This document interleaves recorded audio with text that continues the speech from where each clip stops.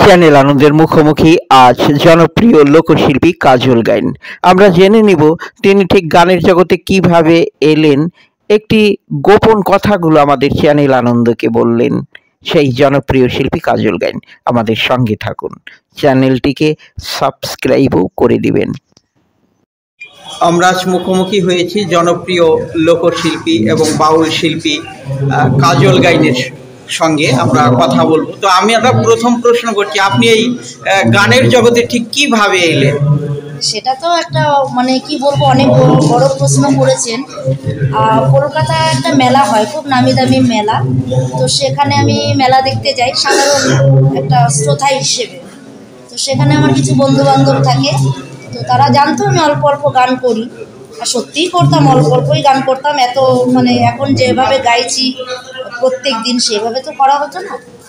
তো আমার খুবই একটা কাছের বন্ধু আমাকে স্টেজে তুলে দেয় আর সাপোর্ট করে যে যা হবে হবে, তুই গা, আমি আছি পেছনে।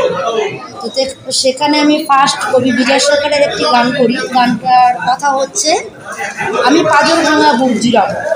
তো সেখান থেকে ওখানে ইউটিউব চ্যানেল ছিল, 5-6টা ইউটিউব চ্যানেল ছিল। তো সেখান থেকে আমার ফার্স্ট গান ভাইরাল হয়। তো ভাইরাল হওয়ার পর থেকে আস্তে আস্তে আস্তে আস্তে আপনাদের সামনে আমি যেভাবেই হোক আপনাদের সামনে আমি এসে যাই। তো এইভাবেই চলছে আমার গানের জীবনে আসা। আমাদের দর্শক বন্ধুদের যদি আপনি আপনার খালি গলায় একটু কয়েকটি গানের কলি শোনান।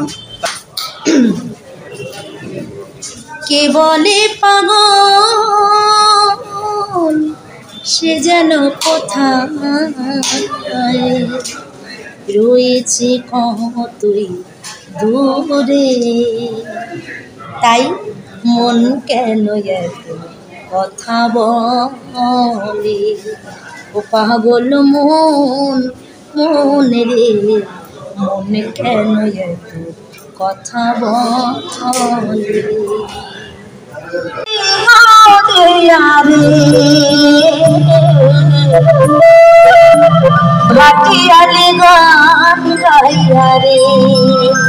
এইবার শোনার কায়দা একটা কথা আছে, এইবার ভাটিয়ালি গান হচ্ছে।